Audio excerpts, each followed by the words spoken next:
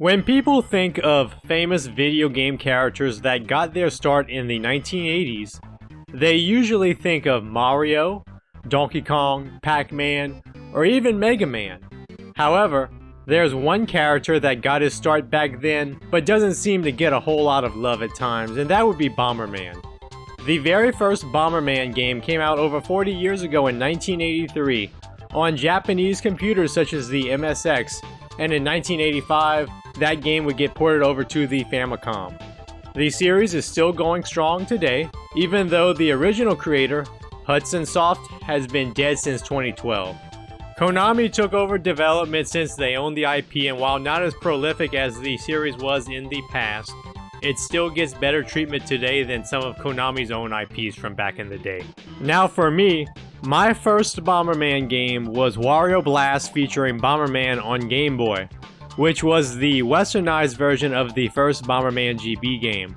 My brother had gotten it not long after it came out, probably because it had Wario in it, but I would borrow his Game Boy and play it quite a bit as a kid. I do have more Bomberman games than that, many of them for handheld consoles. While I definitely haven't played every game in the series because that's honestly a tall task even for hardcore fans of the series, it is a series that I enjoy coming back to from time to time. The thing is, there are many good reasons why it has survived the test of time. And that's what I want to talk about in this video because there is a lot to be said for the longevity of this franchise. The first reason why Bomberman has lasted so long is because of the simplicity of many of the games in the series. The premise of Bomberman is very simple. You drop bombs and blow up enemies.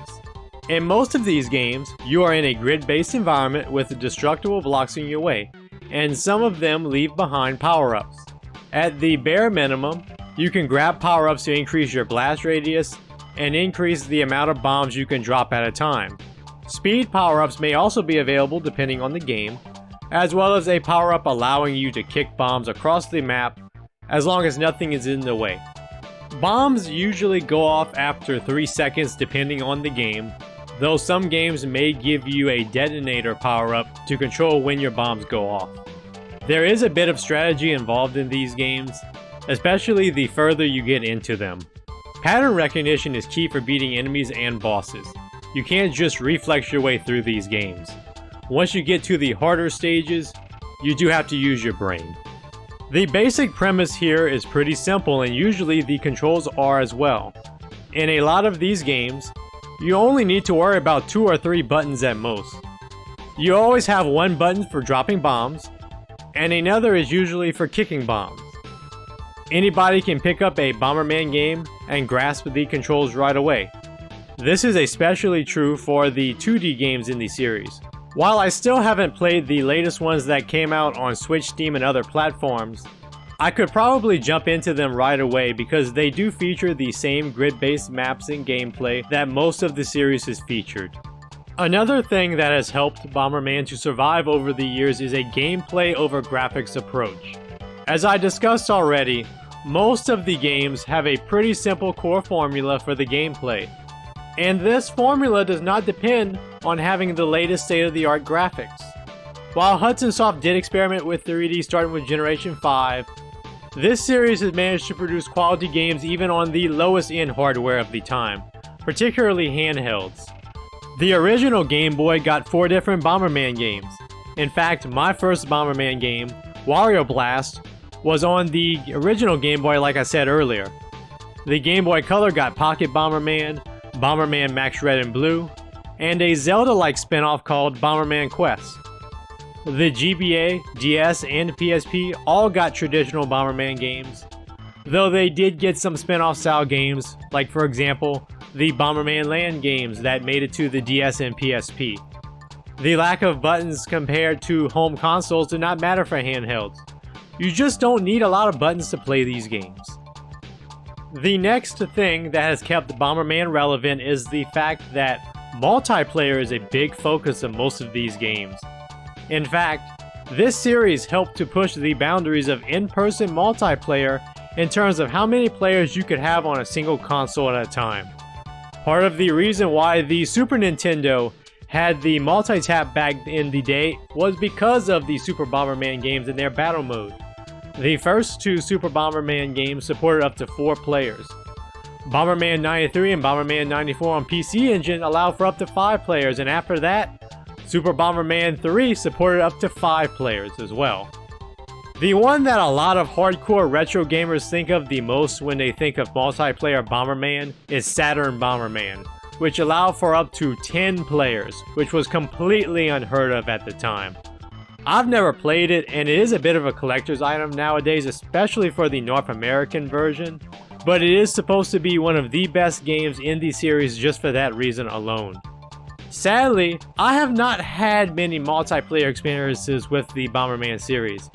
I actually bought Bomberman Land Touch on the DS back in the day with the intention of playing some 8-player Bomberman online. Sadly, there was almost no one in America playing this game online back then, so I was stuck with a few very laggy rounds with Japanese players, and I had a hard time even getting matched up with those players. This was back in 2006 and 2007, when the DS was finally starting to take off big time, and there was already some games doing well on Nintendo Wi-Fi connection, like Mario Kart DS and Metroid Prime Hunters. I honestly expected more people in America giving this one a shot because of online multiplayer and the positive reviews from critics at the time, but that was not the case, sadly. The last reason why the series has endured so long is that the formulaic nature is a net positive. Now, some people would say, if you play one Bomberman game, you've played them all. That is true to an extent. In a lot of these games, you drop bombs, pick up items, and blow up the enemies. However, Hudson Soft did try back in the day to expand Bomberman beyond that formula, albeit to mixed results. They gave him a puzzle game in Bomberman Panic Bomber on PC Engine. He had a racing game on PlayStation called Bomberman Fantasy Race, as well as 2 Bomberman kart games on PS2. The latter 2 were Japanese exclusives.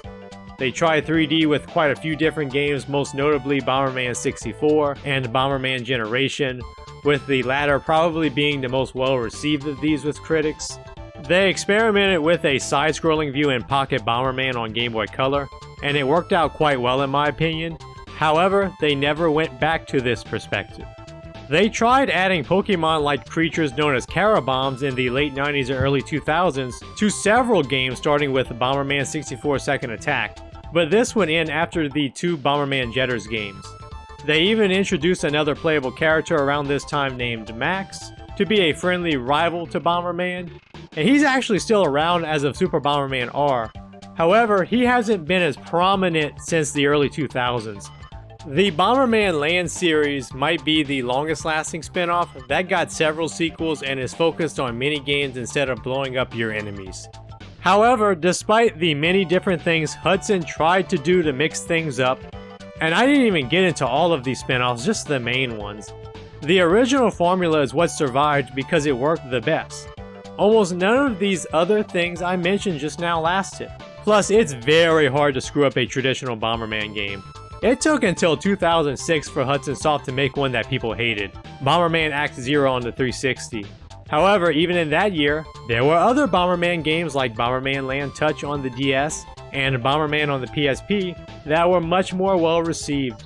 So Act Zero was just a strange anomaly that did too many things differently and made people who enjoyed the series in the past angry. People like familiarity, and a lot of these games in the series provide that with good controls, simple gameplay, and fun multiplayer. These games are practically a genre of their own that other franchises don't try to rip off. If you try to rip off this formula, gamers would immediately recognize it as Bomberman. Also, the fact that Super Bomberman R sold over 1 million copies is proof that the formula still works and that people want Bomberman to just be Bomberman, with some subtle tweaks here and there.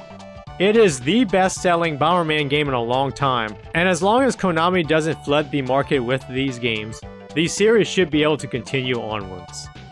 In conclusion, Bomberman is a survivor in the gaming industry because it established a unique but simple gameplay formula that works. While it may not have a lot of games that would make it on someone's greatest games of all time list, it also has very few duds. But what do you think of the Bomberman games? Have you played a lot of these games in the past?